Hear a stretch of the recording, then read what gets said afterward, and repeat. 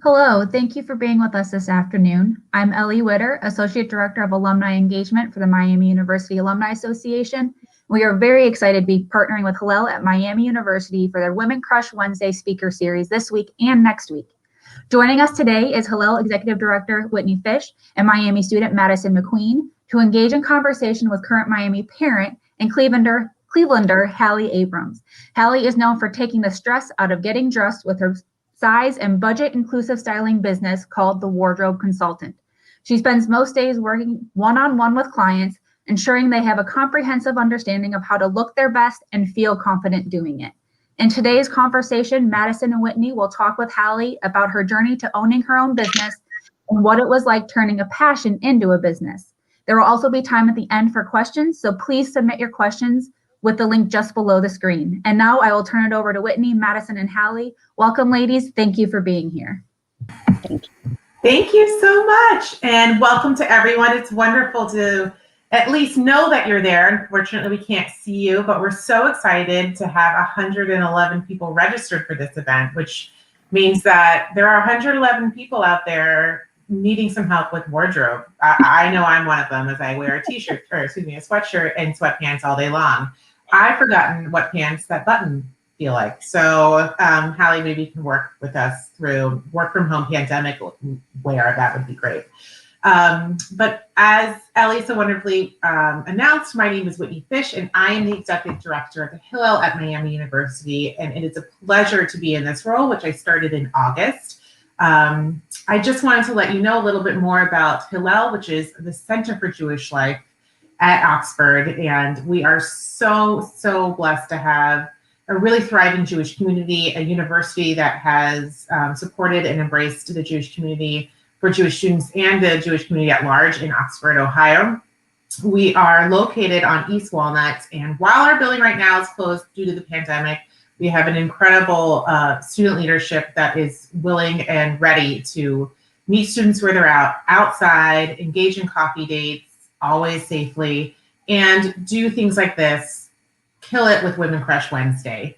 So if you're interested in more, we are having these series take place every Wednesday, either 12 to 1 or 8 to 9.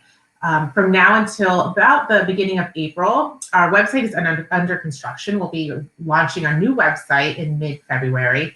Until then, if you're interested in getting more information on this incredible speaker series, please let me know. I will put my email address in the comment section so you can email me, and I will put you on our email listserv.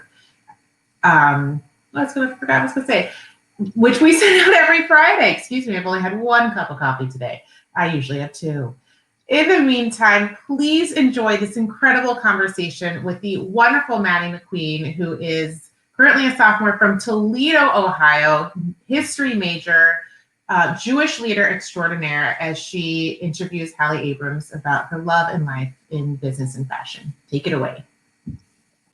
Wonderful. Well, thank you for that introduction, Whitney and Ellie. First off, Hallie, your outfit is so cute. I was like giving me Blair Waldorf vibes from Gossip Girl. But, you know, like, of course, have to talk about the outfit for like you. Like, it makes sense. Thank you. And I do want to say, because when we did a dry run, JJ from the Alumni Association was like, don't judge what I'm wearing. I was all self-conscious about what I'm wearing. I never judge people. I appreciate the compliment. Thank you. When I'm on the clock, I will look at someone with a critical eye. When I'm not on the clock, I'm not judging. So just want to make everyone feel comfortable. I mean, I know I personally was like, oh no, Hallie's going to see what I'm wearing. I need to be careful. So for getting started, like when you were young, like what did you think that you wanted to do? Like when you grew up, like what was your idea when you were younger? I wish I could say I was so planful and I knew that this is what I wanted to do. Honestly, I think I either wanted to be a princess or the Bionic Woman. Like I didn't know. I do think, or like Julie McCoy from The Love Boat. You know, did you even get that reference? I did not. I'm sorry. I was doing the polite nod. She was the cruise director on a TV show that ran every Saturday night. And so she would get to plan for everybody what they were doing. And I think from media was where I got a lot of my ideas, but I truly didn't know. I think that I always loved fashion. I always loved things that were pretty. And I think I was drawn to balance and harmony, but I don't think that I knew what that would look like long term or how to put that into action. Right. I mean, a lot of people consider like things in fashion or, you know, even the arts in general, like a very risky or like non-reliable career move. So I'm sure like even if you loved it, it was kind of hard to consider it as something serious. That's true. I think that I had, you know, the kind of jobs growing up where I was a babysitter, I was a camp counselor. I did work in by the time I hit 16 and I was able to drive, I had jobs at boutiques and at Saks Fifth Avenue and that. So I knew that I loved clothes and fashion. But I don't think being a stylist was even a job then. Oh, my dog's running around in the background. His name's Kyrie. We named him Kyrie because he was born when the Cavs won the championship. So we thought that was like a really good and safe name. We're like, of course, he made the winning play. It's awesome. It wasn't a smart move, but we can't rename him. So it's okay. It's okay. He's bringing new meaning to the name. Yes, yes.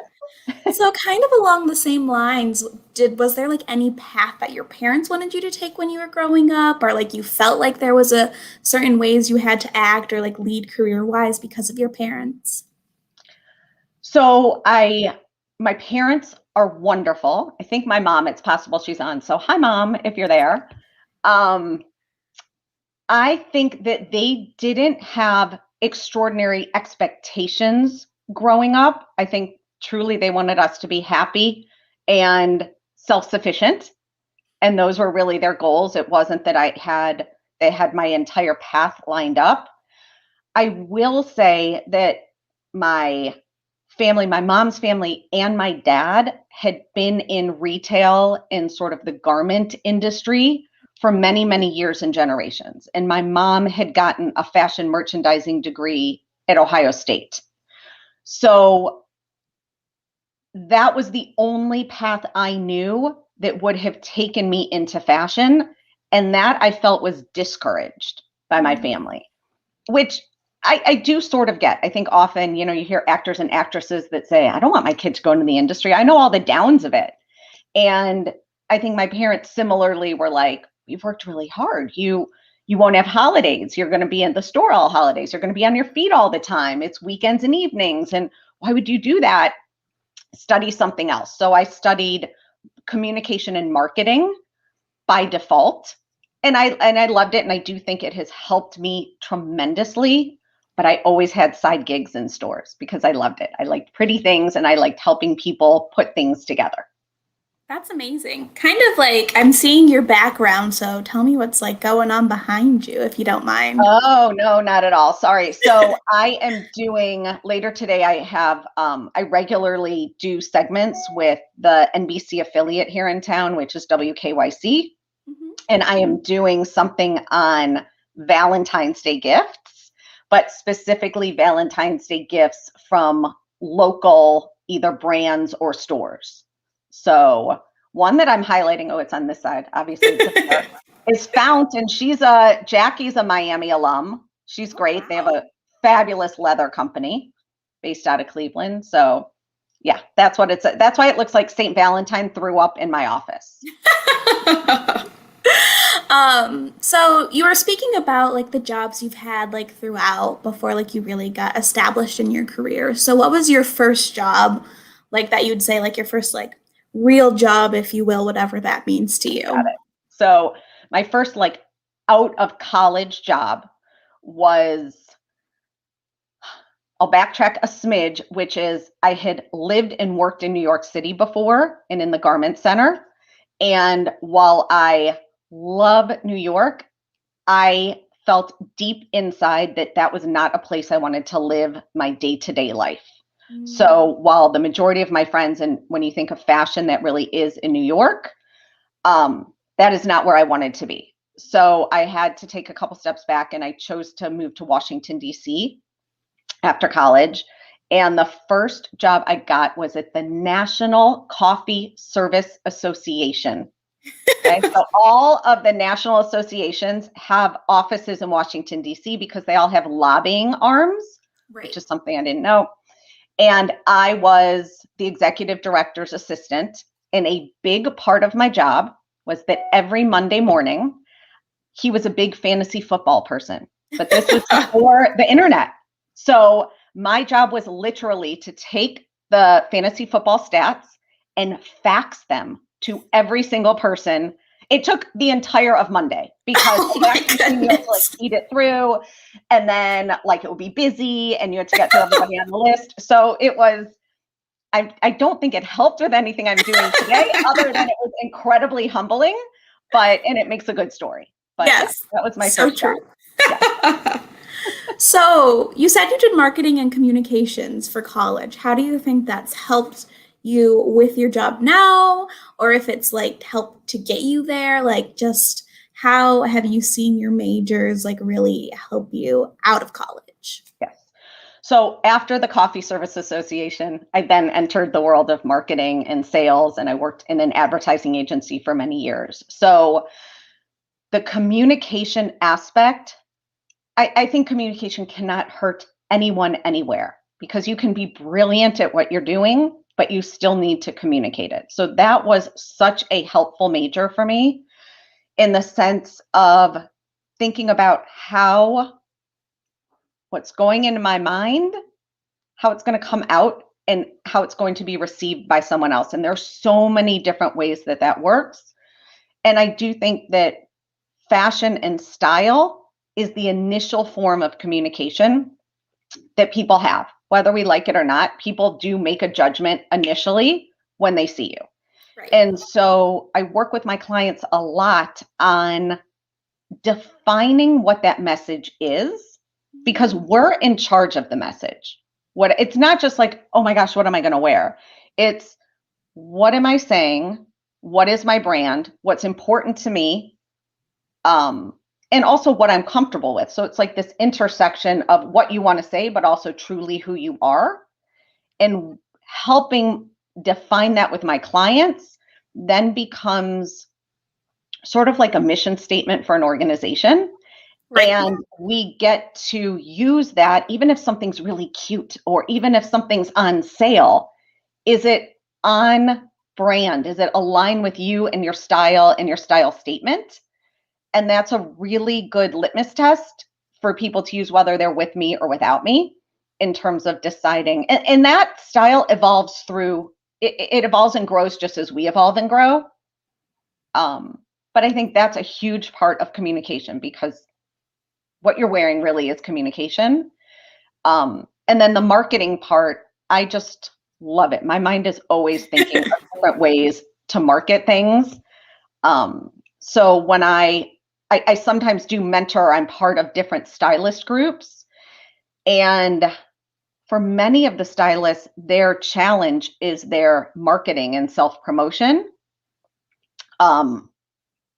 Systems and structures has been my challenge. It hasn't been the marketing. The marketing, just, I can think of all these different ways because I sincerely love what I do. So I'm happy and very passionate when I'm talking about it.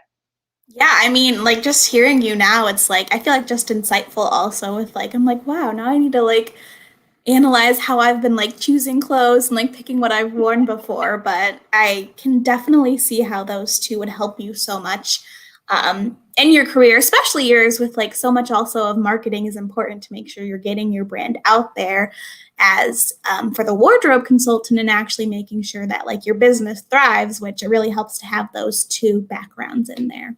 Yes. Just a reminder for everyone that we are accepting live questions, and we will be getting to questions later on in this interview and little conversation we've got going. So now that we're talking more about like your career now and the wardrobe consultant, first I'd love to hear a little bit more about how you really got into that, and like when, like, I guess your like first like burst of inspiration to really make your business was a thing. And then there'll be some follow-up questions, of course. Awesome. Of course. So I've been doing this for 15 years. My before that, I was working at an advertising agency that, I'm sorry, I saw something that some people might not be able to get in. So just to know, I believe this is going to be taped if people miss the beginning part, but I'm also happy to backtrack and talk about whatever if someone missed it. I worked in advertising for many years at an agency that specialized in retail. So that has always been a big part of it. But my role was always with customer interface. So I was the account manager, the account executive that was interacting with the clients and then also interacting with the creative team.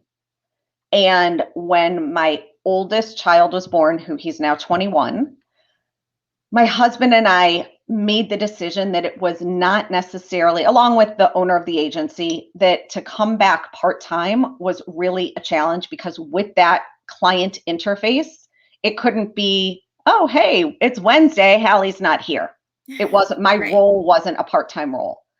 And that is also what lit me up, is my client. When I interact with people, that's what does it for me. It's not necessarily the number crunching part. That's part of what has to happen to have the customer interface, Right. but the customer and client interface is life for me. So my husband and I decided that we were fortunate and I was able to stay home. So I stayed home. I had 3 kids in 4 years and love it, love them, but was sort of itching to figure out something else, some way to merge those two worlds, being home to be with my kids, but also to be out and doing that. And my oldest sister-in-law is 5 years my senior, and she was re-entering the workforce and had said, can you help me? Like, I have Play-Doh clothes that have like spit up on it. And I have these like sexy, we're going out on Saturday night with friends clothes, but I don't have this in between and I don't know what to do.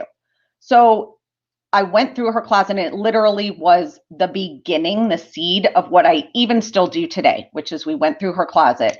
We decided what she should get rid of, what wasn't doing her justice, what her life roles were and what she needed things for, how we could repurpose what she already had.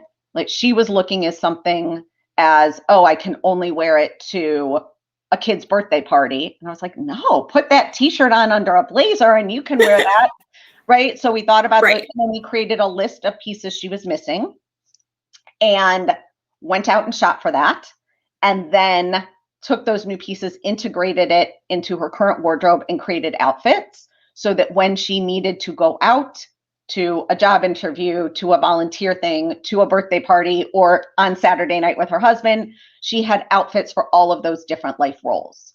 And we took pictures of, actually the first time we didn't take pictures, and it was learning, and that was a big learning curve. And she's like, now I don't remember. And I'm like, shoot. The next time we took pictures. And again, all those mistakes lead to new places of knowledge. And that's sort of the same general process I use with clients now.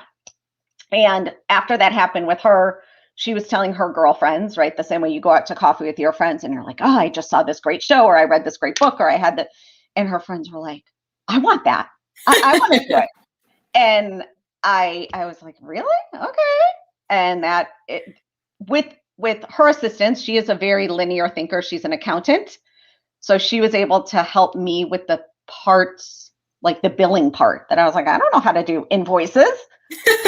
Right. So she was able to help me.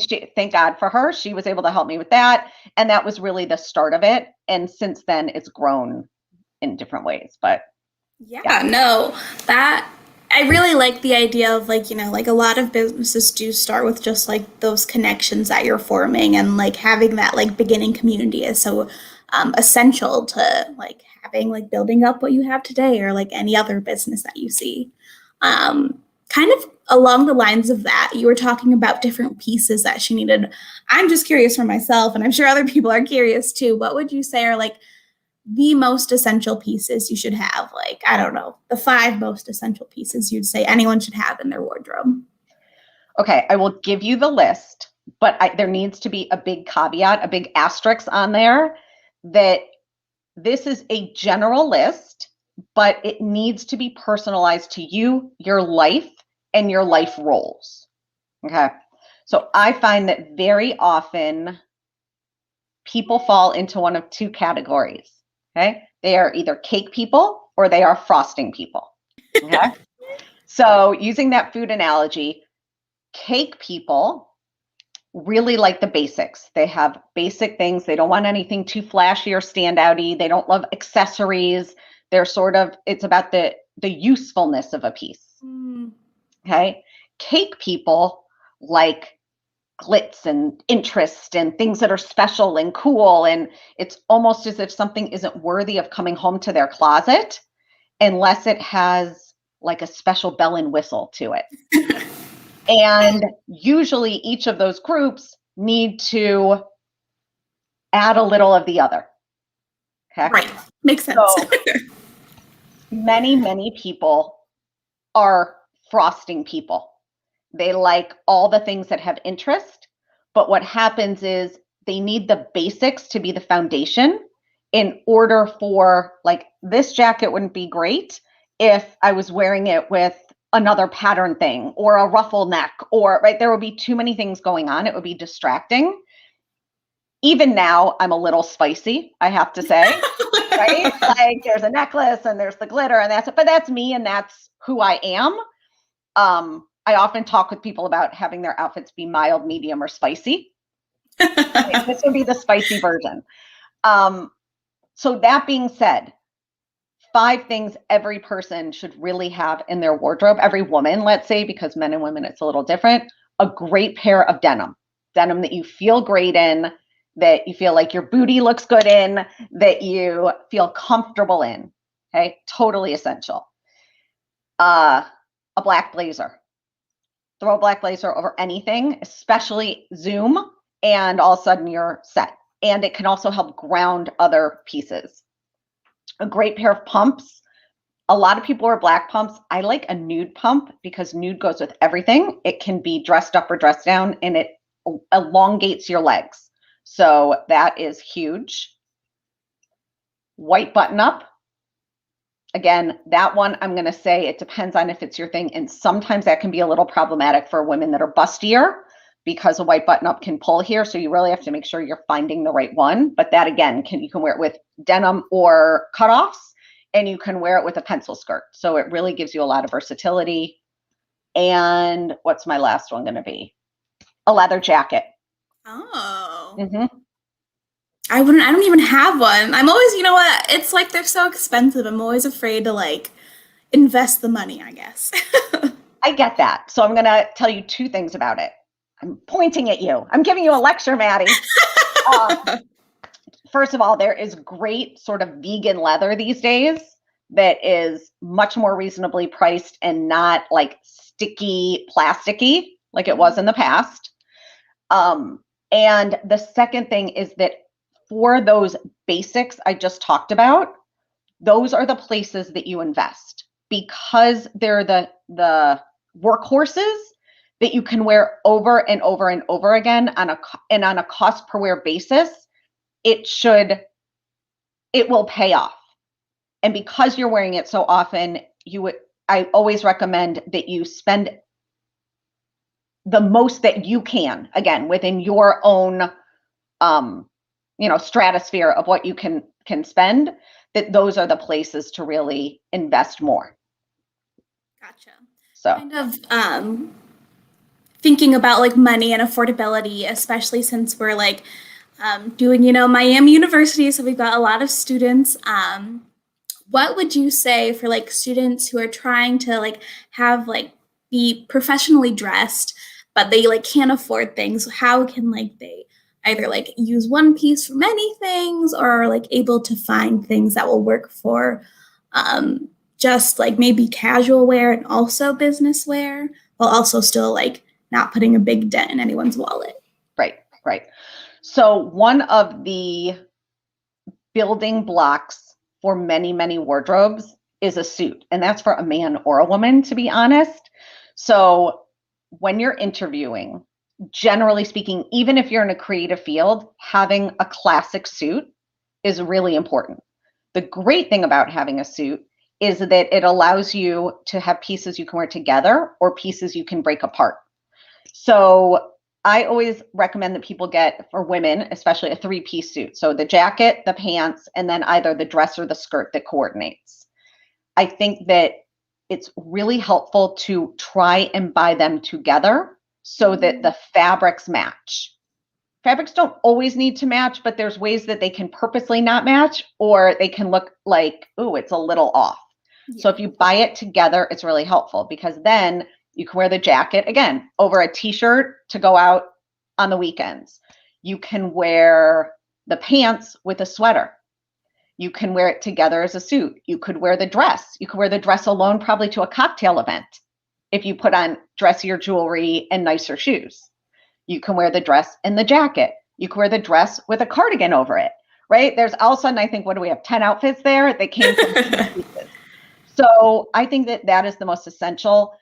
Places like Banana Republic and Ann Taylor and J. Crew have really, really good business wear that, again, can be business professional, but also be dressed down to be business casual, because there are so many business casual environments now. But the stuff that usually stresses out is when it's the more professional. Those are the things that cause the panic, and also the panic shopping, which is terrible because people always misbuy when they're doing panic shopping. And the other thing that I really like for students, and actually I like it for myself as well, is thrifting. So either going to thrift stores or a consignment store, maybe more for suiting. You can find amazing, amazing buys. And it's also planet friendly, reuse, recycle. And I really like shopping that way because those pieces are unique. They're unique to me. I don't look like I am page 23 out of the XYZ catalog. And you can really make it your own. So if you have that creativity, it's affordable, it's eco-friendly, and it's uniquely your own. Yeah, I love thrifting. This is actually, I thrifted this. I love it. I love Thank you.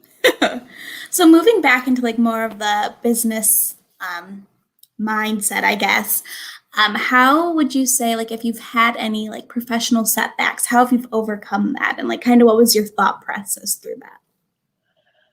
So I think that there's probably not a business person that hasn't had a setback in this last year. I mean, the entire world was turned upside down. So for me, it has been a big time of regrouping and reflection to sort of say, okay, what are the parts of my business I love, that I enjoy? What lights me up? What are the parts that are working really well? And what can I do to regroup so that when things open up again, I'm hitting the ground running and really, there. I would say that the pandemic also for me has given me the opportunity to really hone my virtual styling business. So prior to 2020, if someone had reached out to me from Dallas, Texas, and that does happen because I have a weekly blog, I tend to come up pretty high on Google searches because I'm creating new content every week. Right. So I often will get inquiries from all over the country. And in the past, what I would say is, oh, that's so nice. Thank you for your inquiry. I only work with people in person in Northeast Ohio, but I have a network of stylists everywhere. And if you'd like an introduction, I'm happy to make an introduction. Fine. It was great. The people I introduced them to were happy. It was a win-win, no problem. 2020 hit, and you know what? The stylist I was going to refer them to in Dallas, Texas, also was only seeing them virtually. They weren't seeing them in person either. And I was like, I need to rethink this. Maybe I'm being stubborn. Maybe I need to, take a step back. And so I did, and I got some coaching on it, and I really went through and figured out how to take what I offer in person and how to best translate that virtually. And it has been a whole new wing of my business. So I'm very, very grateful for it. I'm grateful for the technology, the same way we're connecting. But yeah, it's great. And I think another two big positives of that virtual styling are, one, the clients are much more invested in the process because they actually need to be touching everything in their closet. I'm not just coming in and going, okay, get rid of this, put this on. Right. I'm saying, oh, that's really cute, but do you have a black V-neck that would go with it? And they're pulling out their black Under Armour V-neck. And I'm like, no, not that, dressier, right? And so they're really owning and understanding what they have in their closet. And it's helping empower them in a different way than just me coming in and doing it. That's one part. The second part, which I thought was really funny, is that I have a client who was an existing in-person client too, and we've been working virtually. And she said, I love it when you come, but I'm so happy, Hallie, I don't need to shave. And I'm like, what? And she said, I know you wouldn't care. It was my own thing, but like, I don't need to shave my legs for us to meet virtually. And it's awesome. And I'm like, oh, who knew that was Right, something people are even thinking about. Exactly. So that's another benefit. You don't need to shave. Actually, you don't need to shave if we're meeting in person either, but we'll have their hang-ups. Right. So I'm going to ask like a kind of twofold question before we can get into like our live questions from our audience. But what is the best advice you've been given, especially like career-wise? And then what advice would you give to either like somebody like my age, like in their like late teens, early 20s, or even like your like past self? So I guess maybe threefold. I'm sorry. I loaded a lot onto you. A lot of questions, Maddie. No. So I would say that in terms of advice that I was given, I'm trying to think, maybe would be the same as the advice that I would give my younger self. And it's twofold. One is that I don't think you need to have it all figured out yet. And even now, I don't need to have it all figured out. Life is a journey, and sometimes you cannot connect the dots until you're at the other side of it. I can look back now and say, oh, I worked for the coffee place, and then I worked for the advertising agency, and that gave me skills to then come into this second life career. But I would not have known it. There's no way I could have plotted that out early. So I think it's just giving it your all wherever you are and whatever you're doing, because those connections also, you're learning things, but you're also learning sort of greater, bigger picture sorts of things. And then the connections I have now, like I have a woman that was my intern that a couple years ago that's now in New York City doing the social media for a record label. Mm-hmm. I happen to have an intern now that graduated from Indiana with I think it was like a music management degree or something along the lines. And she wants to move to New York. Well, you know what? I'm going to connect the two of them because that's perfect. Now, is it going to work out? I don't know, but it's creating those people connections. So I think that's really important in giving it your all. The other piece of advice I think I was sort of given, but I'm not sure I listened to, and I had to learn it along the way, was that I think growing up as a woman, I'm so grateful that I was told I could do anything and be anything I wanted to be. And I internalized that and believed that. The caveat that I don't think was given to me until a little later is that sometimes you can't do it all at the same time, and that's okay. And so I think that the crossroads of having to choose between being home with my kids or having a career, again, the decision was for me, and that's the other part of it. It has to be what's right for you. And if you're honest and self-reflective about what's right for you and your priorities, I do think it all ends up aligning, but I think we can do it all. I don't think we can do it all at the same time. Sometimes. Some people can. I could not. No, I think that's definitely helpful. And like with what you've been saying about how you help people like choose their wardrobe, I can just feel a very like a sense that like authenticity is like very important to you.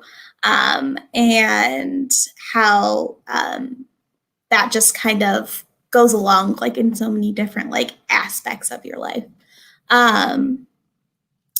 Yes, so we will again be, please be sending in questions because we're going to be doing Q&A soon.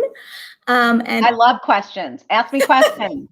Hallie's saying, ask her everything, all the nitty gritty. Would you like to also just talk more about authenticity, whether it's like in your field or just like in general? I'd love to hear more about that from you. Yeah. So, again, I believe authenticity is really important personally and professionally. I've studied, I don't know if I even talked about this with Whitney or you. So after college and after working, I spent a year and a half in Israel studying on a work study program. And for me, the program was called Leave Note to Leave a Note, which means to build and to be built. And for me, that was really pivotal and life-changing. Partly because I think that within our Jewish teachings and our Jewish history, there is so much wisdom and knowledge about the fact that people are different and we're supposed to be different. And owning that difference and knowing, like honoring truly who you are is the best way to make progress. And I feel for me, that was a time that was a big aha of walking the fine line. It's very possible my home phone's ringing, and it's definitely like a solicitor or something because we get no home phone calls. So sorry about that. But it's walking that fine line between saying, oh, that's just who I am. Accept it. That's just who I am. And, oh, why am I this way? Why I'm so terrible. Why am I this way? Because neither of those extremes are helpful. Right. So it's the acknowledgement of this is who I am. This is how I was born. This is how God made me for a reason and a purpose in this world. And then what am I going to do with it? So using that, that scope and that vision was something that I've been able to study and learn specifically through my Jewish learnings. And I think has helped me have the courage to start a career, to start this business, to not be afraid of failure, to, and also to sort of own the things about me that are less than perfect. Because trust me, I'm not perfect, but nobody's perfect. And I think that having that mindset is part of what makes my process work with clients, as well as like all that social media stuff and whatever. Because I think now your generation, poor you, everything is so like Instagram perfect filtered. Yes. Yeah. And it's so not real. Mm-hmm. It is so not real. And so it's just, it makes me sad and it frustrates me. And I talk about it ad nauseum to my children. They're like, I know, Mom, I know. But it's not like we all have our quirks. And I think that that's what connects us also, are having those individual things. And so after I came back from Israel and got married and had kids and all that, I started studying something called Musar. Are you not familiar? Okay. So that is an ancient Jewish teaching, unlike Kabbalah, which was like the Madonna red wrist thing. This is this, and Musar has gained a lot of traction, I would say, in the last decade. Musar is the study of character traits and how those are those midot, which is the Hebrew word for it. So it's the character traits, and it's how you can improve upon your own character traits. So it's a lot of self-awareness and self-reflection. And I study with my teachers, Rochi Koval, and her husband is a rabbi, and I do that. I want to say every week, but it ends up netting out probably every other week. There definitely weeks I need to miss. And it's in a group setting. And it's really, we go through and study sort of the different traits and then how those are applicable in real life situations. So sometimes it's with a teacher or a boss. Sometimes it's with a child. Sometimes it's with a spouse or a parent. And I think understanding how people work and the places I can mess up, as well as the places I can not mess up, or hearing from other people how they've messed up and gleaning from that has helped me a lot in my client relationships also. And I talk a lot about that with either my interns or assistants, or if I go and speak. Kent State has a really good fashion program. Virginia Marty has a good design program. And I think there are a lot of young people that have really good taste and are like, oh, I want to get into fashion and I want to do what you do. And that's fabulous. You can have great, great taste, but it is not just about that. There's this whole other part of understanding that when I'm invited into someone's closet, they are vulnerable. That's a really, really private space. And I'm not just invited into their home, I'm invited into their closet. And sometimes even seeing them in their undies, and that's a lot of vulnerability. And to admit, like, I don't really know what I'm doing, or like, does this look good? Does it? And it's different if I'm saying, that whole joke about, oh, honey, does this make my butt look big? And the husband's like, what am I going to say? Like, if I say yes, I'm in trouble. If I say no, I'm in trouble. Like, there's no winning there. When I'm coming in without any emotional baggage or connection to the person, but with I think if I didn't have the understanding of their humanness and their vulnerability, it would be a really different kind of experience. And I think that is a big part of why I have the connection I do to my clients, because I'm looking at it. I want them to be the best version of themselves.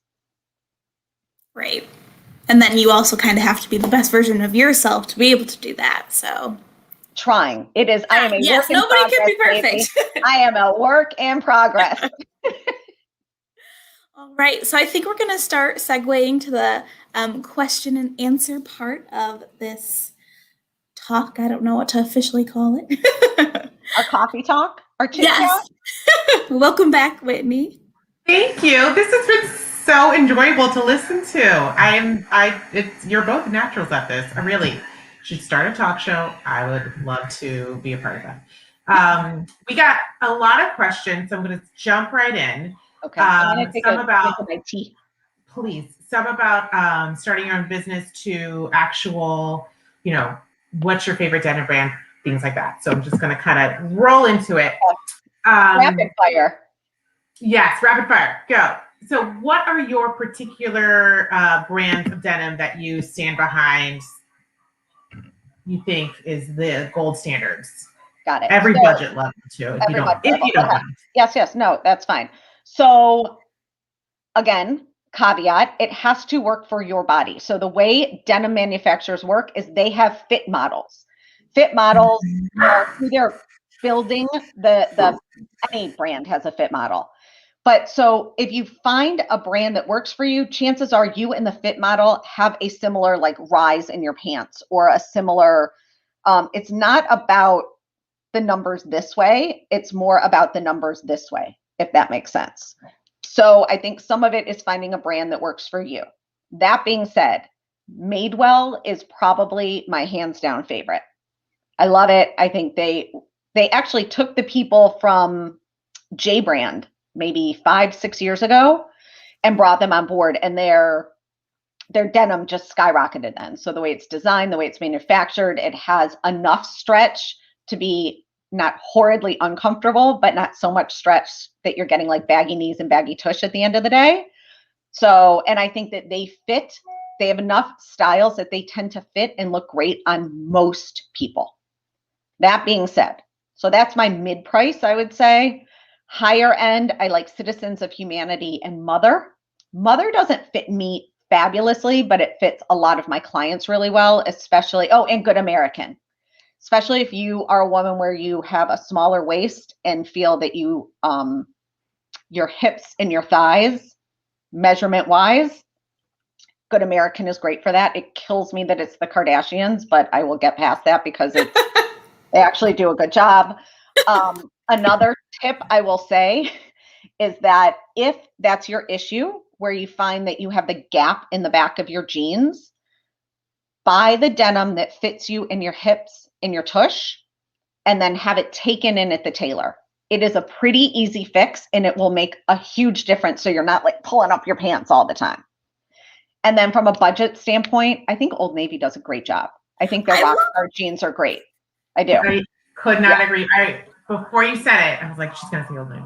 I fully agree. And Madewell is my personal favorite with the magic pockets. Yep. Yes. As a mother of 3 and my youngest being 2, magic pockets. Magic pockets are real cool. Yep. And I also think that Madewell offers lengths, right? You can get it in short and tall, because that also makes a big difference. And even if someone is technically short, they might have longer legs, so they might not need a short pair, or if they're tall. So just keeping in mind, but at the end of the day, a tailor is your best friend. If you take anything away from this talk, today, it's that a tailor is your best friend. You could buy an H&M something and have it tailored. It will look better than a Chanel something if it's not tailored. If it is if it is personalized to fit your body, it will look fabulous. Tailoring. I learned that. And Madewell has free. Yes. I think they have free, at least not obviously full fit, but lengthening, right? That is the word I was looking for. Okay. So what color leather jacket was a question. So if you have a quick answer for that one. Quick answer is I would start with black, or I would start with whatever color family you're sort of buying into in terms of building your wardrobe. And I like to think of a wardrobe as the nutritional pyramid, remember from when we were younger? So the bottom is your foundation. You want all those things to work together. So I wouldn't do one thing brown and one thing gray and one thing navy and one thing black. Pick whichever one. I think black's easiest. Black shoe, that works. But if you don't like black, do gray. Pick which one you want to start with, a neutral. And then, but once you have that, then you could get a leather jacket that's brown, or then you could get a leather jacket that's red. That would be at the top of the pyramid because it's super memorable. That's like your sweet snacks. So it's really building it. The bottom are your fruits and vegetables and your meats. The middle are your carbohydrates, and the top are your sweet snacks. So if you think of your clothes in that same way, like your black pants, those pieces we talked about, Maddie earlier, those are your foundation pieces. The middle are things that either have the style and the body are classic, but the color is not, or the color is classic and the style is not. So meaning black pants that have like a ruffle on the bottom. Those would not be a basic, those would be a middle. If they were red and they had a ruffle on the bottom, they'd be on the tippy top. And so when you think about that, that also is how memorable things are. So the things on the bottom you're wearing the most, and then you're integrating those other 2 levels to create outfits and versatility. In terms of actually starting your business, you started your business after having your 3 kids. At what point did you know you wanted to become not just a hobby, this being your full-time job? How did you transition into this, moving from passion to passion and your income source? Right. So I wish I could tell you that it was planful and that I had this great idea and it was going to take me 18 months to do this. And then at this point I was going to do this. It was not. I wing it. So again, I know I'm privileged. I had the ability to do that with the choices my husband and I were making when our kids were younger. And I think that I went from saying, wow, there's need. Okay, there's more need. Oh, now there's another person. I remember someone calling me and saying, I want to get an appointment with you. She's still my client today. And I joke with her about this. And I said, oh, that's awesome. It was probably like end of May. And I said, I'm taking new clients in July. She's like, I don't want to wait till July. And she's the nicest person. I'm making her sound like she's not. She's a doll. And she's like, I don't want to wait till July. And I'm like, well, but there's only me. I can't do it. And that's what forced my hand to then make my first hire, because I was like, okay, I can't do all of it. Up until then, I said, oh, it's harder to explain to somebody else what to do and what's in my brain. I'll just do it myself. And then I was like, well, I guess I can't. So it was sort of a bunch of different reasons that pushed me in the way, in the direction to say, okay, I need to grow it. I need to build it. Here's a demand. Here's a need. Even with I'm doing something with WKYC. They started coming to me. Then they started coming to me more regularly. Then I said, okay, that's great, but I have to plan a little bit. I can't just be like, oh, you want, so let's look a month out and figure out what we're going to talk about. I'm trying to think. So it was really like those kinds of needs, or even now my blog column has been picked up by the Cleveland and Columbus Jewish News. So it's published twice a month. And again, that came about, and now I'm like, all right, well, now I got to keep that blog up. But it's great, and I love it, but I would not have thought of that as a goal of mine until it presented itself, to be honest. So could you walk us through what the process is? Say a new professional in a new career as, I don't know, an executive director at a local Hillel agency in Oxford, Ohio. Right. Say this random person were to call you. What is the steps of having this? Seems so not for like my budget. So what are the steps for having a personal wardrobe consultant? Got it. So it is, I try to make it within everybody's budget, but that being said, it also is an investment of time and money, because you're investing in yourself, right? So I equate it sometimes to exercise. I would love more than anything to go to the gym and have someone do sit-ups for me and have rock hard abs. Same. And not pay a lot for it. Like, that would be wave your magic wand and make it happen. But that's not how it works. So, there is a financial investment and a time investment to make it a successful endeavor. What I like to do is when someone first is interested, I start with a 20-minute complimentary phone call. I want to know if we're a good match. I'm not the right match for everybody. And some people also aren't at the right place for it. So I do my best taking the last 15 years of experience to sort of assess if someone is or isn't at the right place, and to see what their needs are, what their goals are. Some people need more help and some people need less help. So I want to be able to talk through, and I want to manage their expectations. And then after that phone call, we sort of talk about what is the best path for their goals. Do they want somebody where they're going to be more involved with it? They want somebody to help them figure out what to keep or what to go with what, right? Some people have a closet full of clothes, but feel like they have nothing to wear, but there are a lot of things with tags on them. That client, we don't need to go shopping necessarily. We're probably going to shop their closet first and start by saying, okay, well, show me the pieces you don't know what to do with. Why have you not gotten rid of it yet? But why are you also not wearing it? Right? Because if they didn't want it, they would have gotten rid of it in the last move or the last purge or they would have gotten rid of it already. And if they loved it, they'd be wearing it. So to me, those are the magic pieces, and where no matter who the person is, that's where I focus a lot of time, because we either want those pieces to be in your closet and they're you're getting a return on the investment of them being there. They're useful and you know what to do with them, or bye-bye, I'm giving you permission to get rid of it and clear the clutter so that what's in there is viable. Right.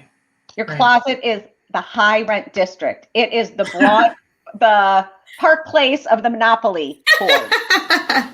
Right? So what has to be in there has to serve a purpose. Right.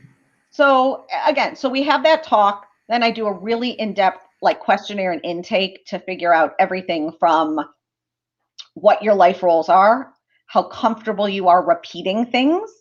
There's some people that are like, I have like 4 friends I go out with on the weekend, well, pre-COVID, right? Or even like I have clients who pre-COVID were traveling to different clients. They didn't need a lot of variety because they weren't seeing the people that regularly.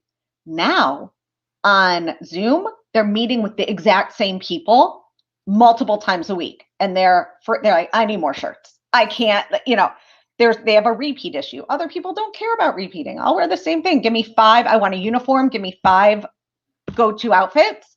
I'm good.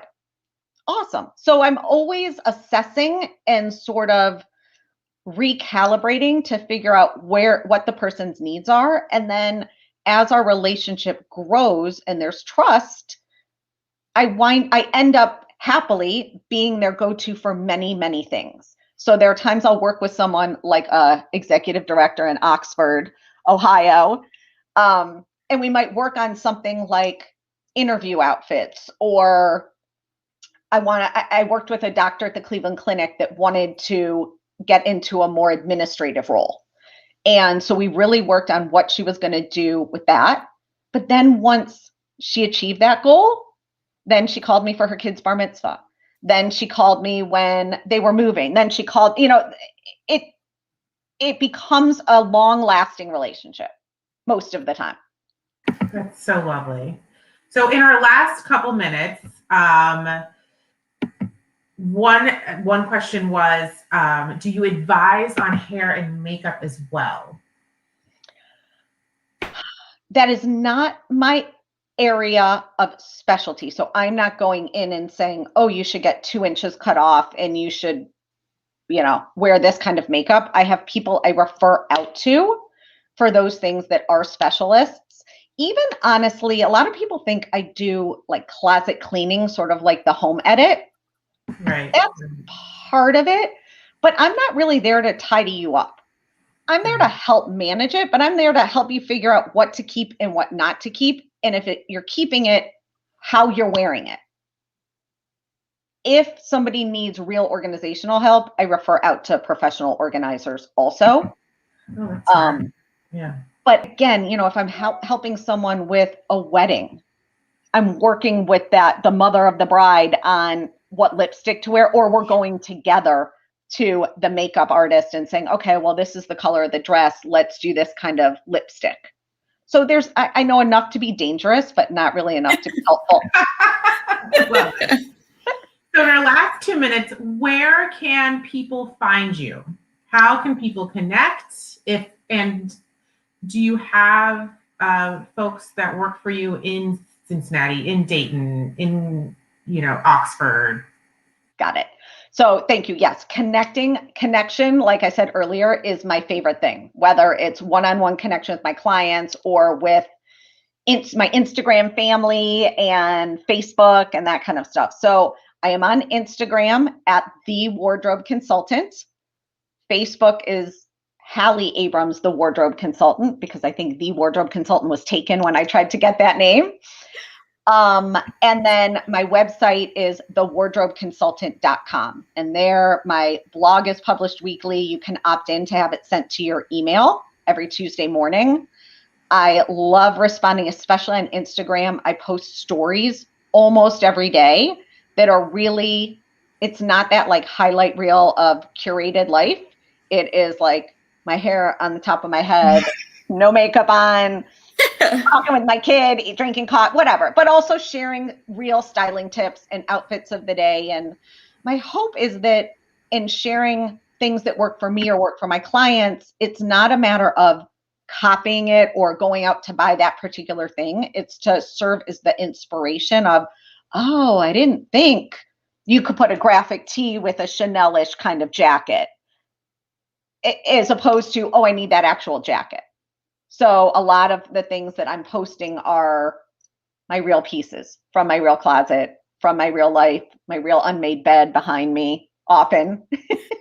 So those are the ways. And I feel like there was another question. Whitney, do you have stylists who work for you in varying?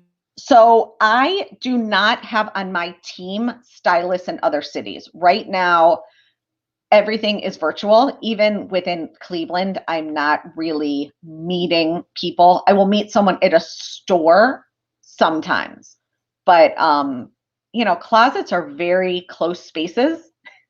Yeah. Again, it's one of those things where I want to be considerate, not only for myself, but my other clients. So if I'm meeting with one person and then they were in Nashville on a shopping trip and they had something and I don't know, I got it. And then it's like, it's about the greater community. Good for you. Good for you.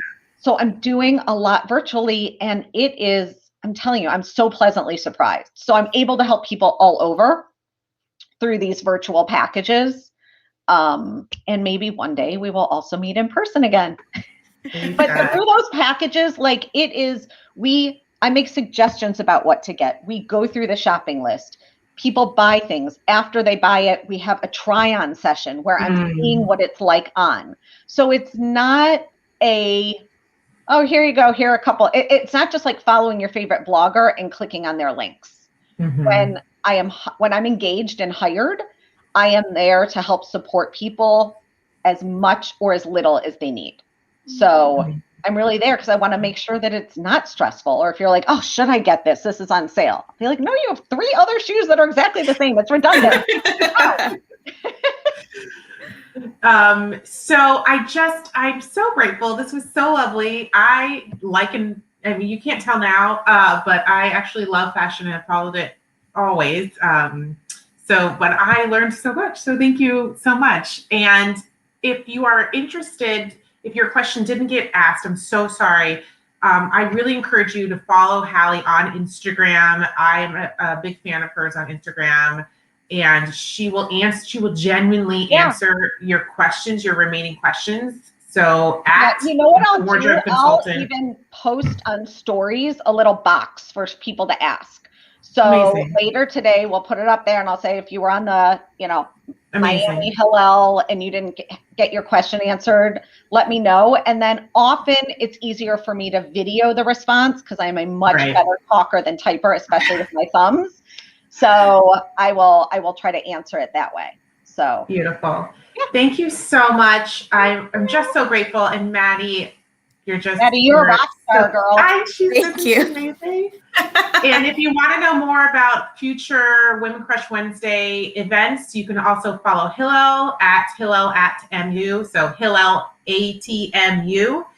And next week, we will be joining Miami Alumni Department again for Debbie Feldman, exact same time. That information will also be on the Miami University Alumni Department page.